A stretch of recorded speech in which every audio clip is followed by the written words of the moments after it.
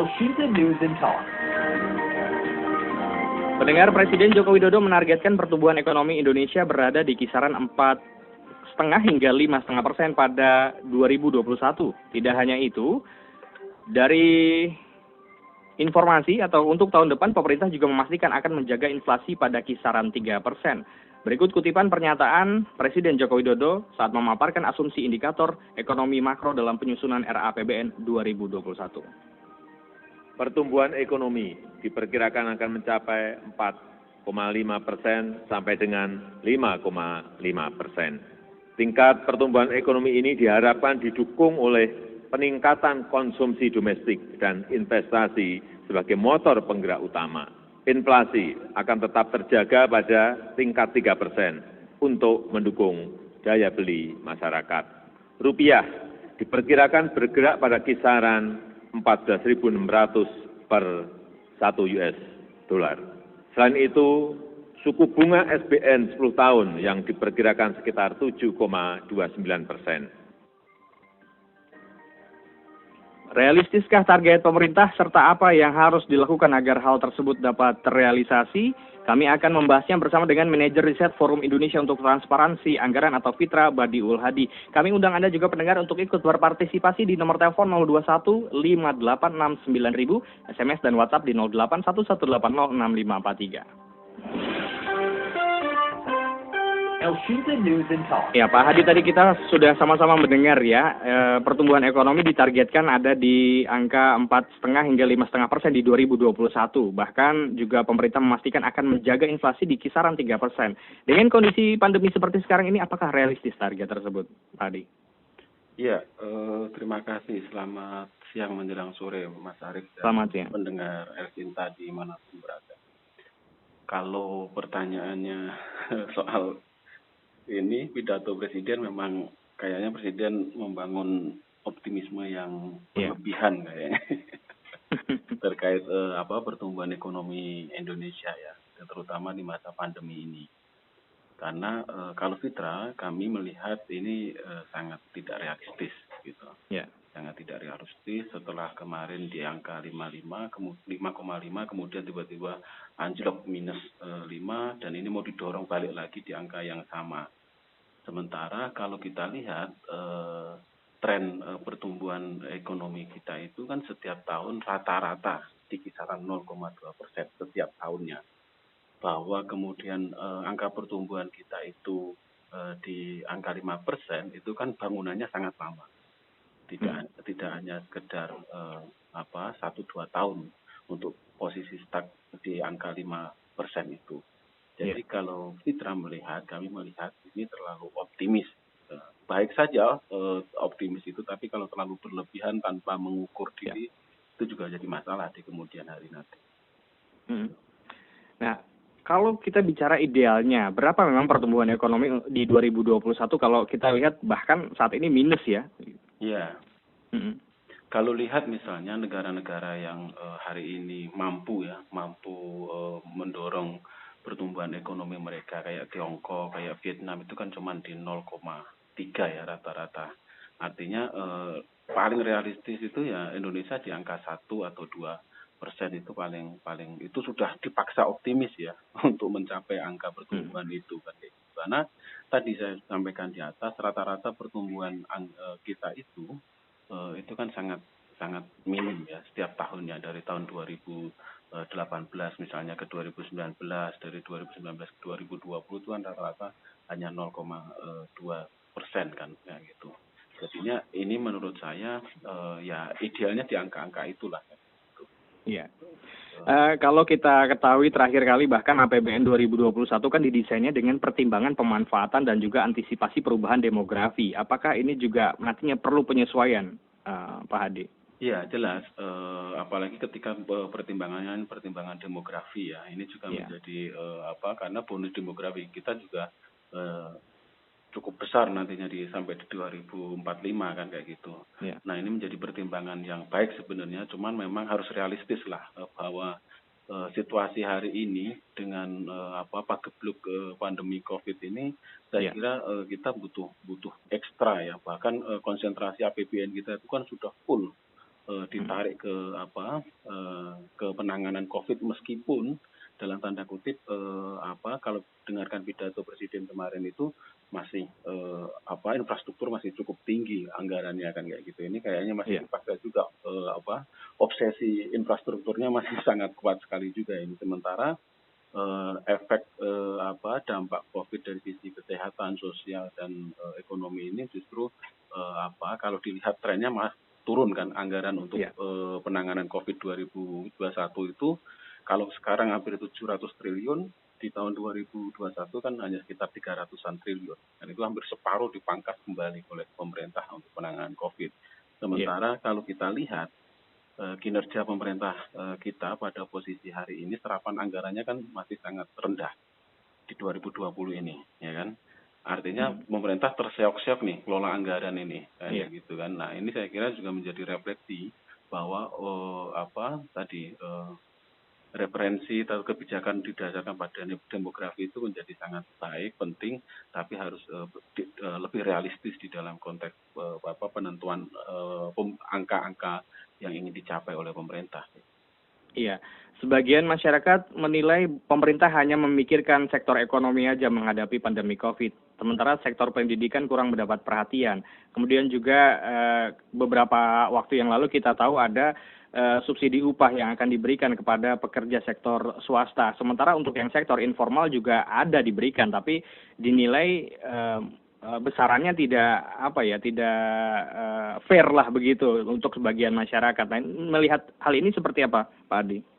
Ya, dampak sosial dan ekonomi menjadi prioritas pemerintah pada saat ini selain kesehatan ya. Karena pemerintah juga mengalokasikan, kalau skema di tahun 2020 ini kan untuk kesehatan 87 triliun ya, jauh sementara untuk ekonomi itu sangat tinggi sekali, di lebih dari 400 triliun yang dialokasikan oleh pemerintah. Artinya memang ketika kemudian masuk ke dalam detail dari kebijakan soal misalnya kartu prakerja, terus kemudian tambahan insentif bagi masyarakat Indonesia yang bergaji di bawah 5 juta kayak gitu, itu sebenarnya kebijakan itu sih baik saja ya jika itu dilakukan secara adil. Cuman memang kan akan sangat susah untuk mendapatkan memenuhi rasa keadilan seluruh masyarakat Indonesia, karena memang di satu sisi pemerintah mengalami persoalan yang sangat serius terkait dengan datanya. Kayak gitu kan, terkait data ini pemerintah mengalami persoalan yang sangat serius, sehingga kemudian ya idealnya memang harus sama, sektor-sektor yang hari ini menjadi perhatian pemerintah itu diperlakukan dengan proporsional kan kayak gitu kan. Kalau tidak adil ya proporsional lah, sesuai dengan kebijakan-kebijakan dengan ukuran-ukuran yang baik dan proporsional, sehingga tidak ada yang merasa dianaktirikan di dalam konteks karena semuanya terkena dampak COVID gitu. Itu sih Mas. Ya, kemudian juga masyarakat juga saat ini berharap tentu faktor ekonomi atau sektor ekonomi juga bisa bergerak, tapi pemerintah juga tentu berupaya untuk menjaga agar jangan sampai nanti terjadi inflasi yang terlalu tinggi. Banyak ketidakpastian kita tahu ya menghadapi situasi pandemi COVID. RAPBN juga tentu harus mengantisipasi ketidakpastian pemulihan ekonomi ini ya. Tidak hanya di Indonesia tapi juga dunia ya, Pak Hadi ya. Volatilitas harga komoditas kita tahu juga fluktuasinya luar biasa. Kemudian juga tatanan sosial ekonomi, geopolitik bahkan itu juga berpengaruh ya Pak Hadi ya. Ya, sangat. Bahwa posisi ekonomi itu kan dipengaruhi dengan kondisi sosial politiknya kita juga, baik di dalam negeri maupun di luar negeri. Dan itu memang tidak bisa dilepaskan situasi. Dinamika politik di dalam negeri pun sangat pengaruhnya sangat luar biasa terhadap kebijakan penanganan ekonomi ya. Itu kita bisa lihat bagaimana kemudian meskipun di dalam konteks hari ini oposisi tidak begitu kuat memberikan kritikan kepada pemerintah terkait kebijakan-kebijakan yang diambil, karena memang seolah-olah tidak ada oposisi. Tapi pada faktanya dinamika politik di Indonesia itu memiliki peran yang sangat luar biasa. Banyak kan kebijakan-kebijakan yang kemudian menurut pemerintah baik, tapi menurut publik tidak baik. Kan tadi saya bilang misalnya kartu prakerja, terus kemudian bantuan tadi, insentif, terus sembako, data sembako yang bermasalah itu, bahwa kebijakan itu baik, tapi pada sisi lain masyarakat melihat ini ada problem serius, malah kok nggak diatasi dulu kan ya. Iya. Melihatnya sih seperti itu, Mas. Iya. Ada juga yang menilai bahwa memang pemerintah ini terlalu menaruh target yang terlalu konservatif lah begitu ya. Seharusnya kan bisa lebih progresif untuk membangkitkan kembali ekonomi nasional, seperti misalnya ajakan untuk membeli produk-produk lokal ketika ada subsidi, misalnya dalam bentuk bantuan tunai atau subsidi-subsidi seperti misalnya kemarin subsidi upah. Ajakan untuk ayo kita beli produk lokal daerah untuk juga menggerakkan ekonomi di daerah begitu ya Pak Hadi. Iya, sebenarnya idealnya memang kayak gitu Mas Arif. Jadi bahwa pemerintah mengeluarkan bantuan tunai ya, terutama yang tunai itu. Tunai itu kan bisa mendorong sebenarnya percepatan pertumbuhan ekonomi. Kan cita-citanya pemerintah kan kayak gitu, ketika kemudian mengambil keputusan bantuan langsung tunai itu diterapkan untuk masyarakat, itu kan mampu meningkatkan daya beli masyarakat.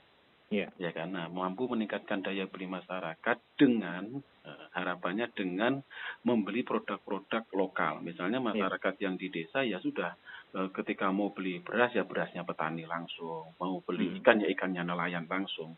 Tapi pada faktanya kan tidak bisa begitu. Kan kayak gitu, karena kebutuhan pokok ini sudah ada permainan di level itu, sehingga kemudian situasi misalnya kayak hari ini misalnya, meskipun petani mampu bertahan di tengah satu-satunya sektor ya mungkin ya yang mampu bertahan secara konsisten 5 bulan terakhir ya menanggapi COVID ini kan pertanian, sehingga ketahanan pangan kita masih cukup baik kan kayak gitu. Tapi pada faktanya nasib petani ini kan tidak dapat perhatian baik di tahun 2020 kan kayak gitu. Baru di tahun 2021 misalnya direncanakan akan ada anggaran sekitar 100, sekian triliun untuk penanganan ketahanan pangan misalnya. Nah ini kan sebenarnya timpang juga Mas. Di satu sisi kita berharap pertumbuhan ekonomi baik melalui pola-pola konsumsi produk lokal, tapi di satu sisi keperpihakan pemerintah pada produk lokal ini juga masih kurang baik kan kayak gitu. Ini kan jadi masalah kan kayak gitu. Karena kita bisa lihat impor masih sangat tinggi nih kan kayak gitu. Kan target impor pemerintah pada saat ini kan sangat tinggi. Ketika kita bicara ketahanan pangan, stok beras kita juga bermasalah kan pada faktanya hari ini kan kayak gitu. Karena memang produksi pertanian kita tidak sepenuhnya menjadi perhatian pemerintah dan dibeli oleh pemerintah untuk menangani situasi saat ini kan kayak gitu. Oke. Ada Pak Agung di Pesanggerahan, Jakarta Selatan. Selamat siang Pak Agung. Selamat siang Mas Arif Budiman dan Pak narasumber yang terhormat. Assalamualaikum. Waalaikumsalam. Silakan Pak. Iya memang benar ya. Bantuan stimulus atau bansos pemerintah itu memang niatnya sebetulnya baik. Cuman begitu diimplementasikan ke masyarakat atau dipraktekkan itu kan lain dari niat awal gitu ya. Banyak dari bantuan bansos BLT atau mungkin yang gaji 600.000 buat yang di bawah 5 juta rupiah atau kartu prakerja itu kan banyak yang salah sasaran juga, jadi nggak tepat sasaran dan itu belum lama di peristiwan tadi aja barusan itu ada di daerah desa di Aceh, salah satu DT Aceh itu protes penduduknya karena BLT-nya sampai 3 waktu ya salah ya. Protes penduduknya karena tidak banyak yang tidak dapat bantuan gitu ya, banyak yang nyasar.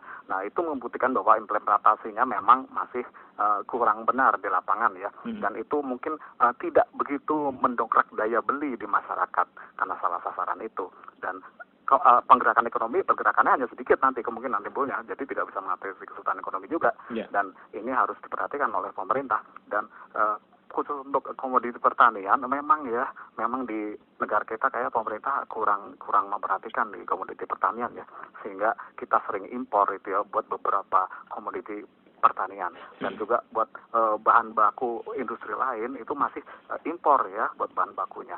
Saya pikir itu masalah juga yang harus diperhatikan oleh pemerintah. Terima kasih. Assalamualaikum warahmatullahi wabarakatuh. Waalaikumsalam Pak Agung. Ada Pak Siregar di Tangerang. Pak Siregar. Selamat sore, Bang. Selamat sore Pak Siregar. Selamat sore para narasumber ya. Silakan Pak Siregar. Begini, Bang. Saya kebetulan baru pulang dari Sumatera ini 4 hari yang lalu ya. Kalau saya lihat di sana itu kayak cabai lah ya. Iya. 5.000 lah 1 kilo. Iya. Tomat 3.000 1 kilo. Bagaimana daya tarik petani begini posisinya? Memang betul kurang memperhatikan pemerintah lah ke petani kita. Padahal kalau petani kita bagus, jadi gimana ya? Persis kayak abang tadi bilang itu, nggak kurang perhatian lah pemerintah ke petani dah. Tolonglah ditingkatkan lagi lah. Gak ada daya petani kita sekarang. Kayak nanam cabai, jagung, apa di kampung saya itu nggak ada lakunya. Malas begitu aja, busuk semua udah. Kasihan kita ngeliatnya. Sama begitu aja Bang, terima kasih. Terima kasih Pak Siregar ya. Bagaimana kalau melihat dari sisi sektor pertanian sepertinya kurang mendapat perhatian dari pemerintah?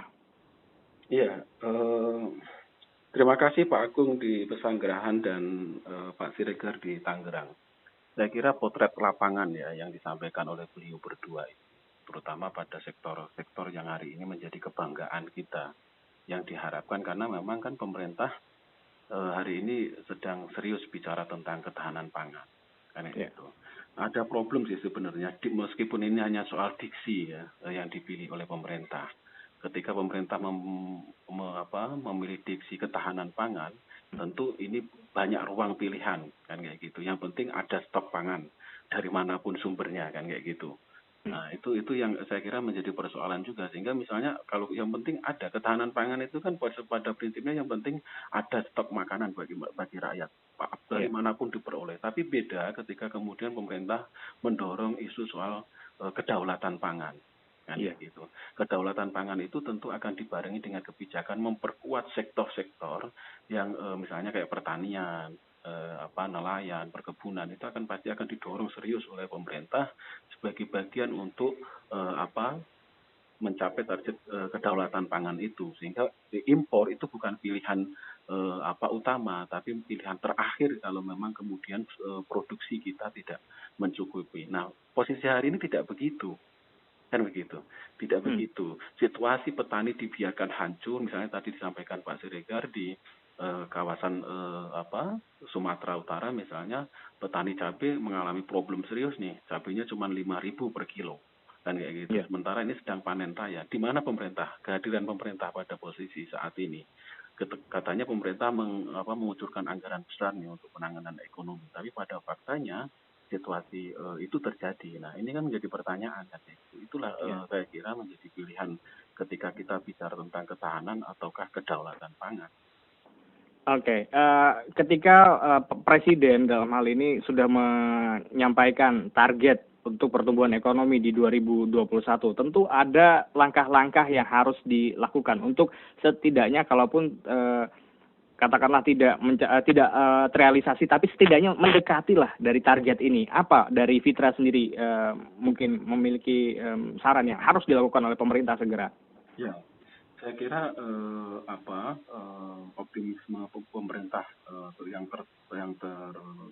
terejawantah di pidato nota keuangan presiden kemarin itu harus dibarengi dengan ikhtiar yang luar biasa, ya, terutama terkait dengan kebijakan pemulihan ekonomi nasional kita, kan kayak gitu, bahwa strategi sekarang yang pemerintah perlu memprioritaskan sektor-sektor yang betul-betul memiliki daya dongkrak luar biasa untuk pertumbuhan ekonomi kita. Misalnya tadi sektor UMKM itu harus betul-betul dapat prioritas.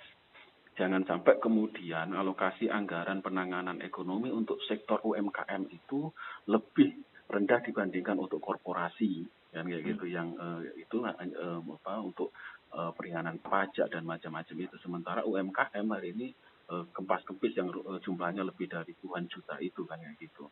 Nah, itu yang pertama. Yang kedua, pemerintah harus serius di dalam konteks memprioritaskan nilai tukar petani dan nelayan, kan kayak gitu. Ini menjadi pilihan yang harus diambil oleh pemerintah karena memang mayoritas masyarakat kita masih banyak di dua sektor itu kan, terutama di pedesaan kan, karena hampir 70 lebih dari 50% penduduk kita berada di pedesaan dan bergantung pada sektor itu. Nah, itu pemerintah harus serius memperhatikan sektor itu untuk mendongkrak pertumbuhan ekonomi nasional. Dan yang ketiga, pemerintah harus lebih serius di dalam konteks pengelolaan, lebih hati-hati di dalam konteks pengelolaan APBN, terutama jangan memaksakan pembangunan infrastruktur yang itu tidak menjadi memiliki dampak secara langsung bagi upaya pertumbuhan ekonomi kan kayak gitu. Ya di cancel dulu lah bahasanya kan kayak gitu. Kita harus mengencangkan ikat pinggang kita agar APBN ini tidak terserap muspro ke sektor-sektor yang justru tidak memberikan dukungan secara langsung, tidak produktif begitu ya, tidak produktif untuk mendorong pertumbuhan ekonomi. Ya, jangan sampai tersedot habis untuk mengurusi satu sektor saja, begitu ya, tapi betul. Di sektor lainnya yang sebenarnya punya potensi untuk mendorong roda ekonomi justru tidak terlalu difikirkan. Ya, contoh lainnya juga misalnya ketika pemerintah memberikan bantuan langsung tunai atau misalnya subsidi upah lah katakan begitu. Harapannya kan untuk menjaga daya beli masyarakat supaya tetap ada perputaran uang begitu ya di masyarakat. Ya. Tapi justru harga komoditas semakin tinggi, kemudian juga misalnya tarif listrik yang naik lah, air dan lain sebagainya. Itu kan juga sebenarnya ketika tarif-tarif ini naik, bukannya justru uang yang diberikan oleh pemerintah sebagai subsidi tadi digunakan untuk belanja, tapi justru untuk menutupi kenaikan harga ini ya Pak ya? Ya, itu yang dilema Mas Arief. Jadi pemerintah ini akan agak aneh juga. Mau kasih subsidi listrik, tapi harga listrik dinaikkan. Kan gitu kan. Apa maksudnya kan kayak gitu kan. Ini kan jadi pertanyaan publik pastinya. Niatnya apa kan kayak gitu. Apa gunanya? Kepentingan anggaran subsidi itu sudah untuk menekan biar listrik tidak naik ya sudah dikit aja, tapi masyarakat tidak merasa terbebani dengan hal baru. Upaya stimulus melalui bantuan langsung tunai, terus kemudian padat karya tunai, itu kan sebenarnya konsepnya baik. Sekali lagi konsepnya baik seperti yang disampaikan oleh Pak Agung di Tangerang tadi, tapi pada faktanya banyak sekali trouble di lapangan, dan itu pasti akan berdampak pada target tujuan yang mau dicapai oleh pemerintah kan. Baik, Pak Hadi, terima kasih atas waktunya bersama dengan Elsinta sore hari ini. Selamat beraktivitas kembali, sehat selalu. Terima kasih Mas Arief, selamat sore semuanya. Dengar demikian tadi manajer riset Forum Indonesia untuk